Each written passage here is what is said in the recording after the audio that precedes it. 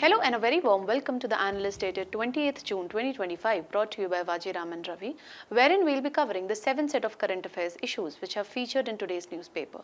And the handout of this very discussion is available in the description below for your future reference. Beginning with the analysis section, firstly we'll analyze India-China relation. We'll understand how the relation has evolved over a period of time, what are the areas of concerns between the two countries, and how we can further strengthen the relation between the two countries. Moving on to the second topic, herein we'll try to understand the significance of the livestock sector when it comes to India's economy and what are the challenges with respect to the same. Moving on to the simplified section, herein we'll be covering the 5 set of current affairs issues in the most simple manner possible, and we'll also be doing the necessary value addition which would be relevant for your prelims examination. So stay tuned. So let's begin with the first topic, which is related to India-China relation. This particular topic we can associate with GS paper 2, basically India and its neighborhood relation. What is the context? What has happened recently?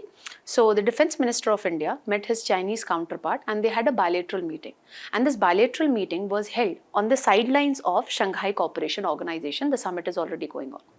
And in this bilateral meeting, the Defense Minister of India has pointed out that we need to continue the dialogue in order to effectively resolve the border-related issues which are still there, so that we can move in the direction of disengagement.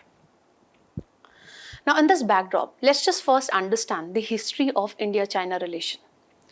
So, in 1950, we established the diplomatic relations with China. And in 1954, the two countries signed the Panchsheel Agreement, which was supposed to guide the relation between the two nations. But sadly, in 1959, some strain emerged between the two countries. Why? Because Dalai Lama fled from China and got refuge in India. Then we all are aware of the famous Indo-China War, which took place in 1962. Then in 1976, the two countries resumed the ambassadorial level diplomatic relations. And in order to improve the relation further, the then Prime Minister Rajiv Gandhi made a 5-day ice-breaking visit to China in 1988. And this was further reciprocated by Chinese side as well. So the Chinese president paid a visit to India for the first time in 1996. And over a period of time, the two countries improved their relation. And ultimately in 2017, India became the member of Shanghai Cooperation Organization. In 2018, the first informal summit was organized in Wuhan, China, between the Chinese president and the Indian Prime Minister. And this was reciprocated by India as well. So the second informal summit was conducted in Chennai, India. 2020 marked the 70th anniversary of the diplomatic relation between the two countries. So this year marks the 75th anniversary of diplomatic relations between the two countries. So in this backdrop, the Chinese president has talked about dragon-elephant tango. Dragon resembles China, elephant represents India, and tango is basically a dance form which emphasizes upon mutual understanding and coordination. So this phrase was given by Chinese president to highlight the harmonious relation between India and China. Now the first thing that we need to understand is why we need a stable India-China relation. See, when we'll be having a stable Indo-China relation, the two countries would be able to use the resources effectively. Instead of using the resources to meet the defense requirement, rather they can divert the resources and they can use it to give a boost to economic growth and to effectively improve the socio-economic indicators. Then, if we'll be having a stable relation between the two countries, it would be leading to creation of a peaceful Indo-Pacific region. If the two countries would be having stable relation, then the South Asian region countries and the Asian countries, they don't have to walk a tightrope when it comes to balancing their relation with India and China at the same go. Then we need to have a stable relation from the economic perspective also. If you look at the trade volume between the two countries, in 2023-24, it was $118 billion. We are majorly dependent upon China for import of active pharmaceutical ingredients, which are very much needed from our pharmaceutical industries. We are dependent upon China for rare earth metals, okay, because more than 90% of the rare earth metals are being processed by China only. And according to the economic survey of 2024-25, we are having import dependency when it comes to lithium ion batteries as well. okay, which is very well needed to realize the idea of energy security, okay, or to move in the direction of green energy transition. Then you need to understand that these two countries are two major Asian powers. If you talk in terms of population, if you talk in terms of economy also. And if these two nations, if they come together, they can effectively voice the concerns of the global south when it comes to the international forums. And they can counterweight the Western influence when it comes to addressing the global challenges like climate change, public health governance related issue, energy security, etc. So the two nations should make effective use of the multilateral forums which are there, that is BRIC and Shanghai Cooperation Organization, to strengthen their relation. Now let's just understand that what are the pertinent issues which are still there between the two countries. First and the foremost issue is the border disputes. Why there is border dispute time and again? Why we witness the Doklam standoff in 2017 and the recent clash in 2020 in Galwan Valley? Because there is lack of mutual agreement between the two countries with respect to line of actual control. We would not see more border clash when it comes to the middle sector, that is the Uttarakhand region. Okay, majority of the conflicts we witness in the western sector and in the eastern sector. Why in the western sector?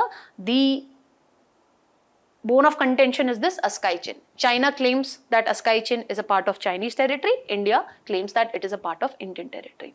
Why we witness border clash in the eastern sector? Because China claims that the entire Arunachal Pradesh region basically is a part of the Chinese territory. It is a part of Tibet Autonomous Region. That is the reason we time and again witness border related conflicts between the two countries. Now, another bone of contention is China's strategy of salami slicing. So what China is doing, instead of entering into full-blown war, what they do, they use this covert strategy, that is salami slicing. What they do, let me help you understand this. Let's suppose this is line of actual control.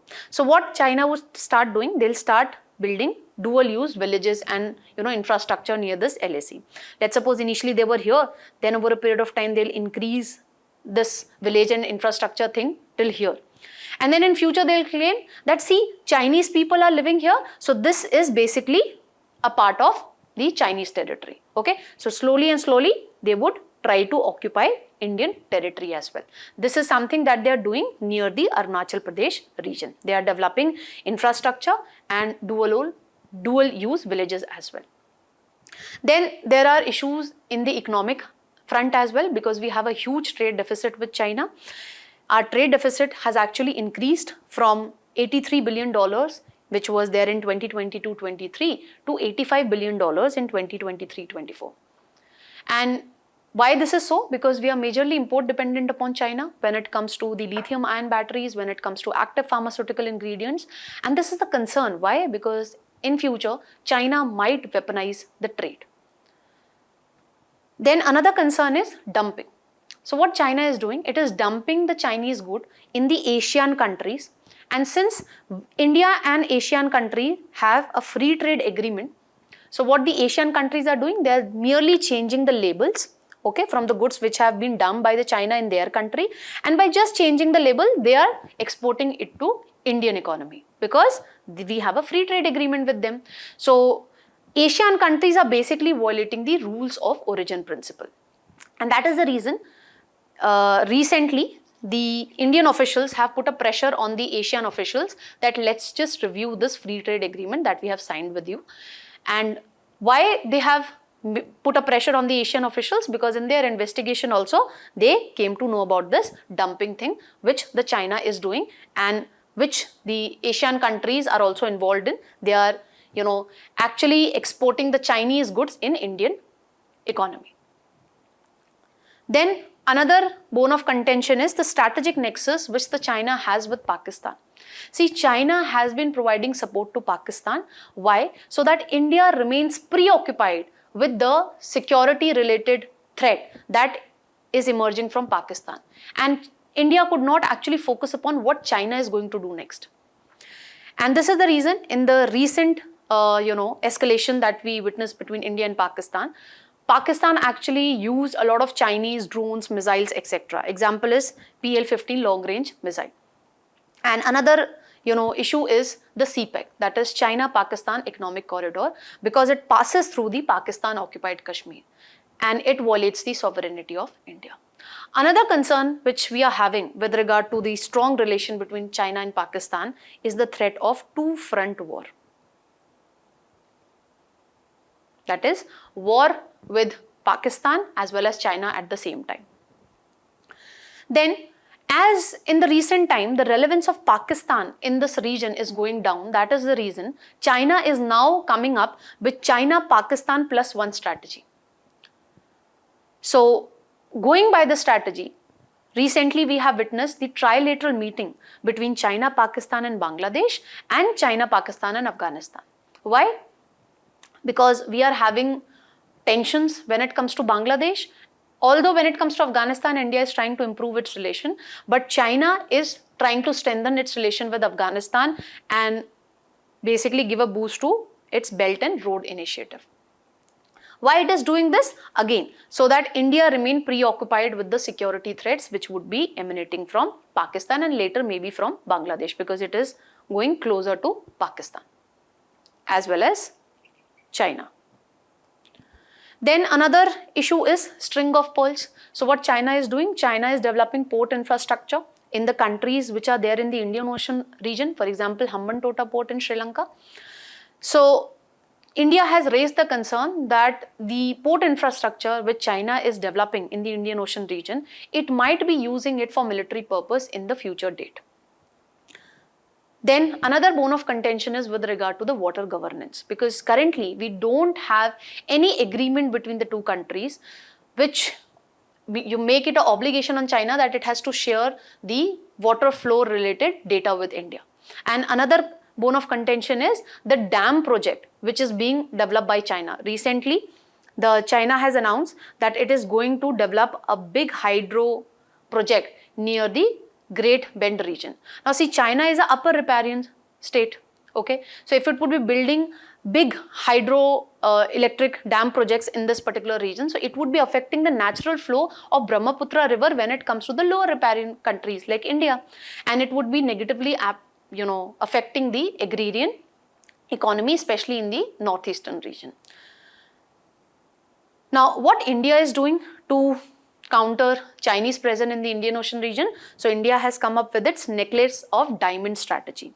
So India has developed Chabahar port in Iran. So like this, India is increasing its presence, okay, in the countries which are near China, and it is encircling it like this.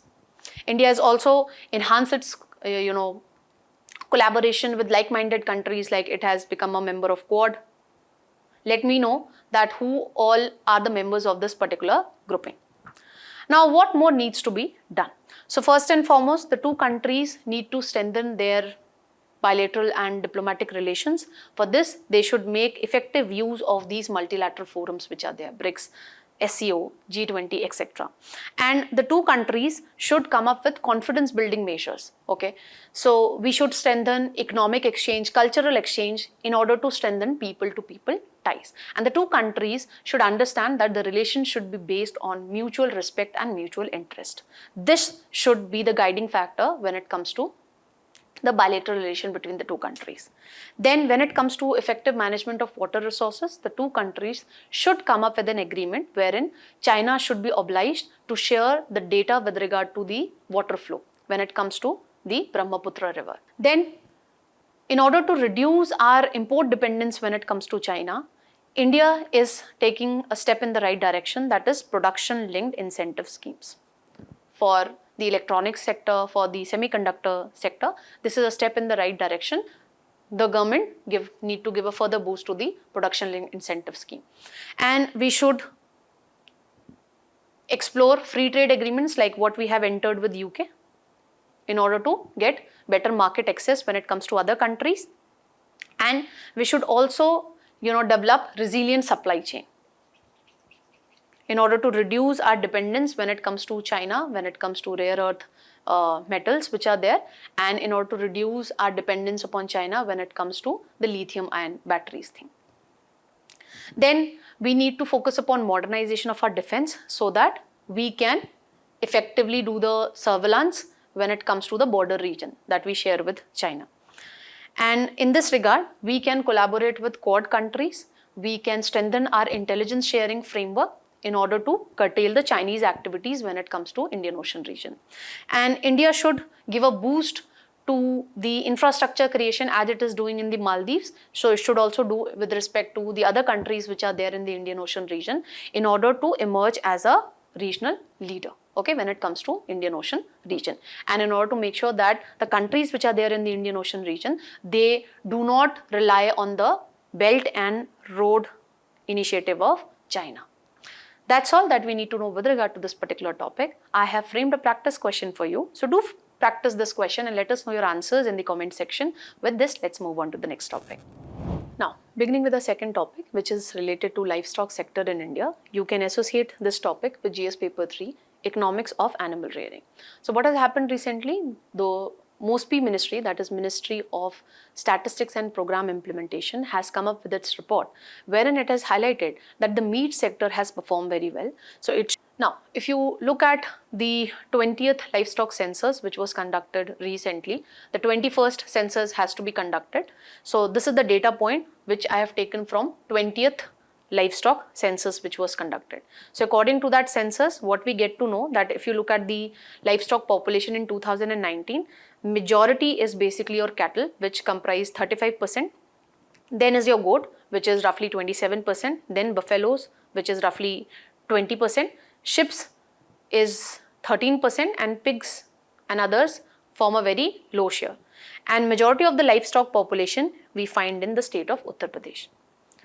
When you talk about India, we have the world's largest population of livestock. If you talk about the milk production, we are first in the milk production, and milk production basically contribute to around roughly 25% of the global milk production. And the milk production in the past 10 years has increased at an annual compounded growth rate of roughly 5 to 6%. If you talk about the data point given by Food and Agriculture Organization, India is second in egg production, and when you talk about egg production, this sector has grown at an annual compounded growth rate of 6 to 7%. And when you talk about the meat production, we are the fifth largest globally. And this sector in the past 10 years has grown at a compounded annual growth rate of roughly 4 to 5%. So these are certain statistics which you can use to write the introduction if you're writing on the question which is related to livestock sector or a question which is related to animal rearing. Now, what is the significance of this particular sector? First is its huge contribution to India's GDP. So if you go by the PIB website, this particular sector has grown at a compounded annual growth rate of roughly 12 to 13% between 2014-15 and 2022-23. So this sector is growing at a very fast pace. And this sector contribution to total agriculture gross value addition has also increased. So from 24% roughly in 2014-15, it has increased to 30% in 2022-23. Then this sector also provides employment opportunity. It is providing employment opportunity to roughly 8 to 9% of the India's total population, and this sector basically provides employment opportunity to 2/3 of the rural community. So this sector has huge potential for employment generation. Then the sector is also important from the food and nutritional security point of view. Why? Because if you talk about milk, if you talk about meat, if you talk about egg, they are basically good source of protein. So if we are able to enhance the production of these particular products, that means in future we would be able to effectively address the issue of hidden hunger. Okay? Or micronutrient deficiency that is there. Because these are basically good sources of protein. Then the sector is also important from the point of view of women empowerment. So if you look at statistics, women accounted for roughly 31% of all the members of dairy producer cooperatives in 2020-21. Then the sector is also important from the sustainable development point of view or from the point of view of sustainable agriculture. Why? Because we still use the oxes, okay, to do the tilling of the land. Then you can use the waste, animal waste, and we can convert it into organic manure. So this would enable us to reduce our dependence upon the chemical fertilizers and pesticides. And we can also use this animal waste and cow dung to create biogas, okay, which is a better fuel. So this enables us to realize the idea of waste to wealth. Alright, and the cattle and the livestock population helps us in weed control also, because they graze, okay, on the bushes and the small shrubs which are there. So this is the significance of this particular sector. What all challenges we are witnessing when it comes to this particular sector? So first is the different kind of diseases which is affecting the livestock sector, basically lumpy skin disease, foot and mouth disease, and brucellosis. Brucellosis is basically a zoonotic disease also, so it can be transferred from the infected animals to humans also. So this is another concern. Then there is inadequate infrastructure. India has less than 60 recognized veterinary colleges. So imagine livestock is getting impacted from new kind of diseases. So this severely impacts the milk production and different kind of production that we are doing, milk, egg, etc. And if you have lack of the veterinary service providers, how we will be able to effectively tackle the diseases which are affecting the livestock sector? And this also raises the health concerns, okay, because some of the disease which is impacting the livestock sector is also zoonotic diseases. So if this thing would increase over a period of time, you and me would not be incentivized to consume animal based products, okay, that is milk, that is egg, meat, etc. Then another challenge that we are witnessing with respect to this particular sector is rise of antimicrobial resistance. See, the people who do the rearing of these livestocks, they use antibiotics as growth promoters also, and they use antibiotics to treat the animals also with respect to different diseases which are there. Now, this develops antimicrobial resistance among the livestock also, and when we consume animal based products like milk, meat, egg, etc., our body also stop responding to the the antibiotics or the antivirals which are there, okay.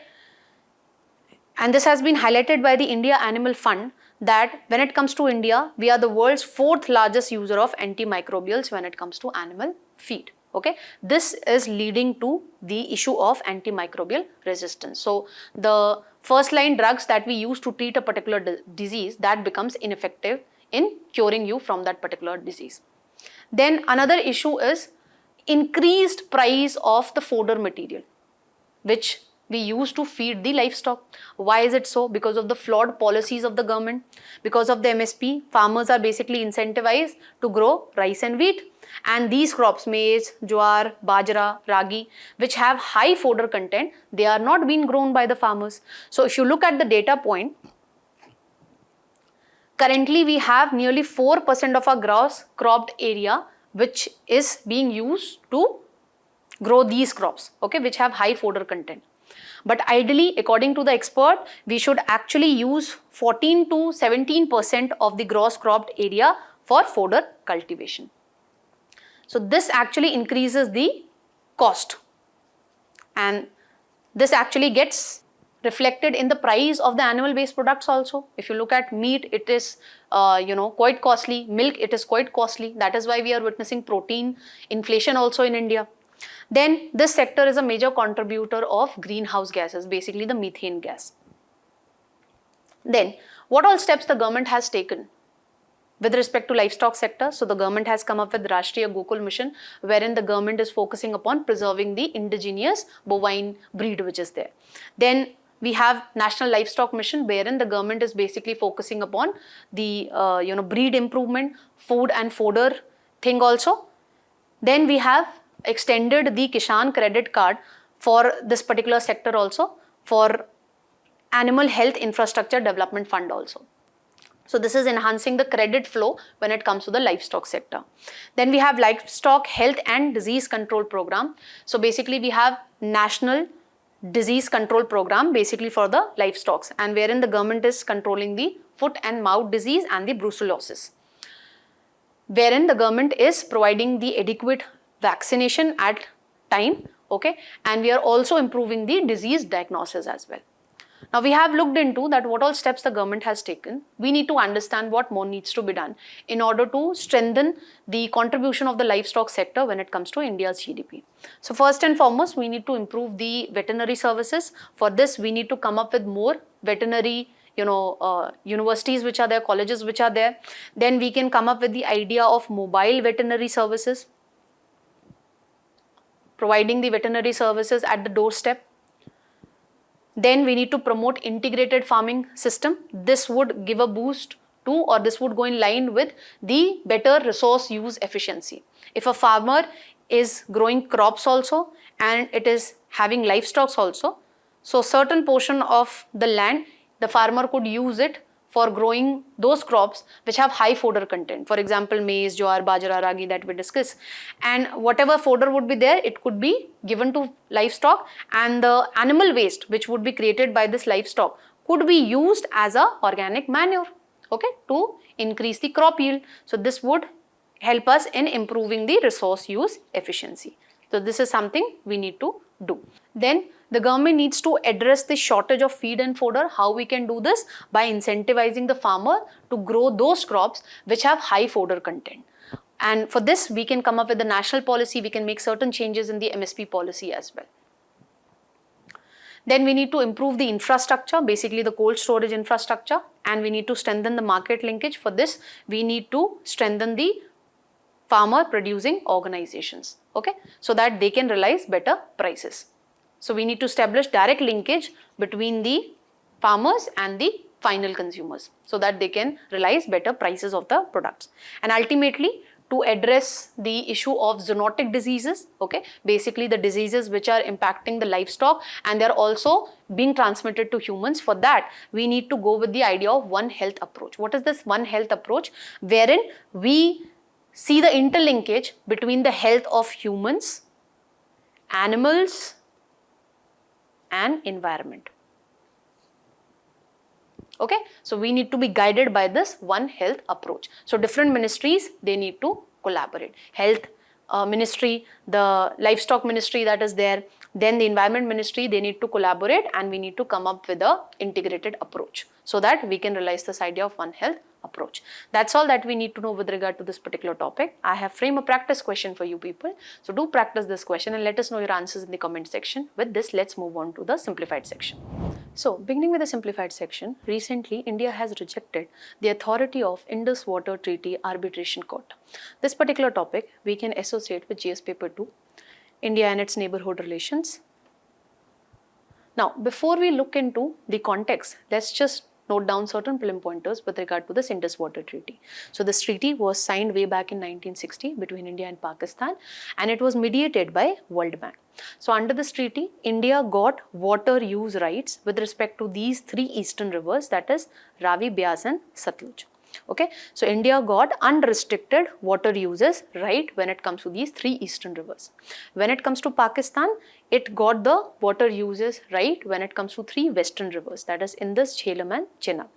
But when it comes to these western rivers, India still is allowed to use it for non-consumptive purpose, that is for navigation, for fishing, etc. Now, because of this treaty, India roughly got 30% of the water which is carried by the Indus water river system, and Pakistan got 70%. Now when it comes to this particular treaty, it has a 3-tier dispute resolution mechanism. So the first is the Permanent Indus Commission. So if there is some issue with regard to the application or interpretation of this particular treaty, then the dispute would be going to Permanent Indus Commission. And if the issue is not being resolved by this, or if there is some technical matter, then the differences would be resolved by a neutral expert, which could be appointed by World Bank or jointly by the two governments, Government of India and Pakistan. And if the dispute is not being resolved by the neutral expert, then the matter would be going to Court of Arbitration, which would be having roughly 7 members. So why India has raised the concern with regard to this Court of Arbitration? Because it should be the 3rd level of dispute resolution mechanism. Now, let's understand the context now. So, way back in 2015, Pakistan objected to 2 hydro projects which are being developed by India. One is Kishan Ganga project, which is being developed on a tributary of Jhelum river, and other is Rattle project, which is being developed on Chenab river. So initially Pakistan raised the concern with regard to these runoff river projects. Although in these projects, we are not going to store a lot of water, we are going to use the natural flow of the water to generate electricity. But then also Pakistan raised the concern and it wanted the resolution of this particular dispute by appointment of a neutral expert. But then it withdrew its request after a year and asked for the resolution of this dispute through court of arbitration instead. At the same time, India on its part, wanted that a neutral expert should be appointed for resolution of dispute, okay, because technical matter needs to be looked by a neutral expert. And if the neutral expert is not able to resolve the issue, only then a court of arbitration should be created.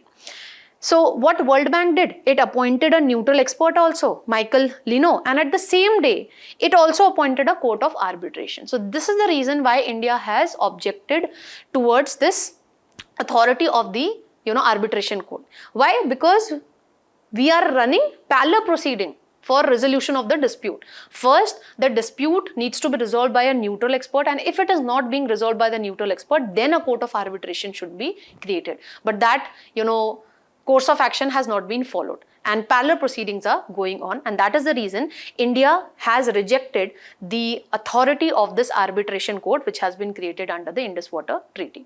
And one another thing, the Ministry of External Affairs has pointed out that in the backdrop of Pahalgam terror attack, India has kept this Indus Water Treaty in abeyance, okay, till the time Pakistan do not address the issue of state-sponsored terrorism. So India has in January 2023 has issued a notice to Pakistan that it wants to review this particular treaty. And experts have pointed out that this word review actually means that the Delhi government is trying to invoke and renegotiate the treaty which has been in force for last 65 years. Let's see what happens over the course of time. With this, let's move on to the next topic. Now, recently, what we got to know that India has added more than 3,500 kilometers to its coastline. How? Let's understand. This particular topic we can associate with prelims, basically physical geography of India. Now, you must be wondering that in our NCERT books, we have read that the India's coastline is roughly 7,516 kilometers. So, how come India is able to increase its coastline by roughly 3,500 kilometers? Is it because India has acquired any new territory? The answer is no. It is because of better resolution, okay, and better technology that we are using for measurement, okay. We have made the changes in the scale also. The latest scale is this. So smaller the denominator, larger would be the scale. And because of higher resolution, okay, by making use of modern GIS software, what we are able to, do, we are able to get better resolution of the images. So if coastline is like this, earlier we used to measure it like this, okay, this is 1. Let's suppose 1 kilometer. But because of better resolution, we can see that, okay, how this is, the curves are there. So because of better resolution, now we are seeing an increase in the coastline when it comes to India, okay. Now, what has been the change? So if you look at the recent data, so the largest coastline is with respect to Andaman and Nicobar Island, then you have Gujarat, and then you have Tamil Nadu. You might get a question with regard to this as well. Now, the article has also talked about coastline paradox. See, the measurement that we have got right now, this is also not the accurate measurement, because in future when there would be better technology, then we would be able to, map better when it comes to the coastline, the curves, etc. Okay, this is what is coastline paradox. As you can see, the new length of India's coastline is more accurate estimate. It is still not the actual length. So that is the reason the government has stated that we would be carrying out this exercise of measuring the India's coastline every 10 years. Within 10 years, there would be advancement in the technology. Okay, and this is what majority of the countries also do. This is necessary on account of natural processes like coastal erosion is also there, human intervention is also there, like land reclamation. Okay, so that could also lead to changes in the coastline. If you look at the island thing, different authorities have given different figure. Like for example, there is variation when it comes to the figure given by the Office of Surveyor General of India, Coast Guard and Indian Navy, and ultimately The recent data is we have roughly 1389 islands. All the bodies have given different figures. Okay, so this what happens when you use different technology to map the coastline, you will get different figures. So we have also got this higher coastline because of the better resolution, and because now with the better technology we can also measure the small islands, okay, as you can see, which were earlier not visible in the smaller scale data or were omitted because of the practical constraint of manual methods of measurement. So is this going to impact anything? The answer is no. It is not going to impact your exclusive economic zone, claims that we have. But yes, it would be impacting the areas covered under coastal regulation zone rules. Okay, this rules basically regulate that what kind of activity you can carry out near the coastal region. That's all that we need to know with regard to this particular topic. Let's move on to the next one. Now, recently a legal dispute has emerged with respect to the Tansen storm in the state of Madhya Pradesh. This particular topic we can relate with art and culture. So what has happened? A private person has went to the Madhya Pradesh High Court and it is seeking the permission of the court to allow religious and cultural practices to be carried out at the tomb of Sufi saint Hazrat Sheikh Muhammad Gwas, which is situated in Gwalior. This tomb is situated in Gwalior and it is a protected monument which is having great historical importance. And the grave of Tansen, which was a legendary musician in the court of Akbar, is located in the premises of this particular monument only. And according to Sufi tradition, Tansen was basically a disciple of this Sufi saint only. Now previously also this petitioner has went to the court, okay, to get or to seek the permission to carry out certain religious and cultural activities on this in the premises of this particular tomb. But previously also the court has not given this permission. Now if you talk about this particular tomb which is situated in Gwalior, so this tomb was created after the death of the Sufi saint in 1563. And it is considered to be one of the notable structure which was created during the Akbar time. This tomb, as we have discussed, is a centrally protected monument under the Ancient Monuments and Archaeological Sites and Remains Act of 1958, and this is maintained by Archaeological Survey of India since 1962. Now if you talk about the architectural features of this particular tomb, so it has a square building as you can see here, and it is topped by a large square dome and is flanked by chhatris as we can see here. Okay, so it gives it a multi-tiered appearance. Now the tomb's central chamber runs, we have a veranda with intricate stone screens, a design which is, tracing its roots from Gujarat where the Sufi saints spent a lot of time. Okay, and the Tansen grave basically lies next to the tomb of this Sufi saint. Now, why the High Court has not given the permission to this person to carry out certain religious and cultural practice, which this private person has stated that these activities were earlier carried out. But why the High Court has not given the permission? Because Archaeological Survey of India has pointed out that these claims are false. And this would interfere with the protection of the monument, which is of great historical importance. And Archaeological Survey of India also pointed out that these people have been carrying out unlawful activities, like they have, inserted nails, which could, affect this particular piece of architecture that we have. So court agreed with Archaeological Survey of India and denied this permission to this person to carry out certain religious and cultural practices in the premises of this particular tomb. Why? Because this would be impacting the preservation of this particular centrally protected monument. Now in this respect, let's just note down certain prelim pointers with regard to Archaeological Survey of India. So it was established in 1861 by Alexander Cunningham. After independence, it was established as a statutory body under the Ancient Monuments and Archaeological Sites and Remains Act, under which this particular centrally protected monument is also being maintained by Archaeological Survey of India. It works under the Ministry of Culture, and what are the major responsibility? Basically to carry out archaeological research, conservation and preservation of important cultural monuments, like we have discussed right now only, and its activities includes carrying out survey of the remains which are there, okay, exploration, excavation of archaeological sites, basically conservation and maintenance of protected monuments. Let's just also note down certain prelim pointers with regard to Tansen also. So he was a prominent Indian classical music composer, and He was one of the Navratna, 9 jewels in the court of Akbar. Akbar gave him the title of Mian, which means learned men. And Tansen is basically known for introducing famous ragas, that is Mian ki Malhar, Mian ki Todi and Darbari. That's all that we need to know with regard to this topic. Let's move on to the next one. Now, recently, India has banned the import of certain jute products which are coming from Bangladesh via the land routes. This particular topic we can relate with GS paper 2. So, the recent notification of the Directorate General of Foreign Trade points out that the import of certain jute products from Bangladesh would not be allowed through the land routes. It would be allowed only through the seaport, that is Nahava Sheva Seaport, which is situated in Mumbai, Maharashtra.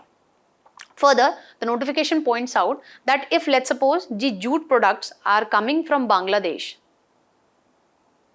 and they are not for Indian economy, rather they are to be exported to Nepal and Bhutan, then in that case this import ban would not be applicable. But the notification further points out that once the jute product has reached this country, it could not be re-exported to India. Okay, so re-export of these jute products to India is not allowed.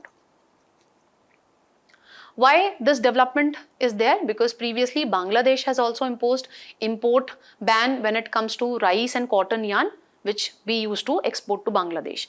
And all this development is majorly because the Bangladesh leader Muhammad Yunus have made a statement with regard to northeastern region. When he was on a visit to China, therein he made a statement that when it comes to northeastern region, it is a landlocked region and it is having a lot of development or infrastructure bottlenecks. So it made a request to the China that you can use Bangladesh to get access to this northeastern region. Okay, so it is because of this political statement made by Muhammad Yunus, which is the leader of Bangladesh, that is why the government has also taken this particular step. Okay. Now in this respect, let's just note down certain prelim pointers with regard to Directorate General of Foreign Trade. So it is an attached office of Ministry of Commerce and Industry. Headquarters are situated in New Delhi. And what are the major functions? To basically regulate the transit of goods across Indian borders as per the bilateral treaties, formulate and implement the India's foreign trade policy, and it also issues an, the importer-exporter code, which is a 10-digit unique code which is mandatory for all Indian importers and exporters. Let's look into the major land ports which India have with Bangladesh. So when it comes to the state of Tripura, we have Agartala, Akhora, Sabroom land port and Srimantapuram land port. When it comes to Meghalaya, we have Dwaki land port, West Bengal, Petrapol land port, and when it comes to Assam, Surtar Kandi land port. Okay. That's all that we need to know. Let's move on to the last topic of Analyst. Now, recently the External Affairs Minister has pointed out that how a pact which was signed during the emergency, due to that, the Indian fishermen lost the fishing rights with respect to Katchatheevu Island. So this particular topic you can associate with prelims, places and news. So he was basically talking about the Katchatheevu Pact which was signed between India and Sri Lanka in 1976, because of which the Indian fishermen lost their fishing rights when it comes to this particular island. Now let's just note down certain prelim pointers with regard to this particular Katchatheevu Island. So it was formed as a result of volcanic eruption way back in 14th century. If you talk about the location, it is situated in Park Strait. Here it is.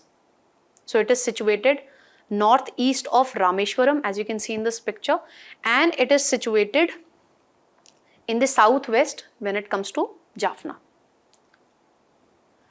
Then if you talk about the history, this region was initially ruled by the Jaffna kingdom of Sri Lanka in the early medieval period, but later on the control shifted to Ramnad Zamindari, which was under the Nayak dynasty of Madurai in 17th century. When it comes to the British rule, it became a part of the Madras Presidency. So the dispute over this particular island was resolved by signing an agreement in 1974 during the emergency time. So according to this agreement, India basically gave this particular island to Sri Lanka. Why? Because at that time, India wanted to strengthen its relation with Sri Lanka, and India thought that this particular island have very little strategic value. And in that particular agreement, it was stated that the Indian fishermen will enjoy access to this particular island, and will not be required by the Sri Lankan authorities to obtain the visa for this purpose. But there was confusion with regard to this particular agreement. India thought that since this thing is written, it implies that Indian fishermen would continue to enjoy fishing rights when it comes to Katchatheevu Island. But how Sri Lanka interpreted it, Sri Lanka stated that this agreement did not specifically, explicitly specify that Indian fishermen would be having fishing rights in this particular island. And Sri Lanka stated that this agreement actually implies that Indian fishermen can have access to this particular island without visa. They can use this particular island for getting adequate rest, drying their nets, and for visit to the Catholic shrine which is there in this particular island. Then another agreement was signed between the two countries in 1976, which barred the two countries from fishing in each other's exclusive economic zone. Again, this region, this particular island, lay right at the edge of exclusive economic zones of either countries. Okay, then because of this agreement, again there was uncertainty with respect to the fishing rights, because if you look to the exclusive economic zone of India as well as Sri Lanka, okay, both of their exclusive economic zone actually meet here. So it is not, it has created a lot of uncertainty that whether the Indian fishermen do have the fishing rights when it comes to this Katchatheevu Island. That's all that we need to know in today's Analyst. Thank you for listening to today's Analyst. Quiz would be coming right up next, so don't forget to practice the quiz and check your knowledge. Till then, keep smiling, keep learning. Have a very nice day, all of you.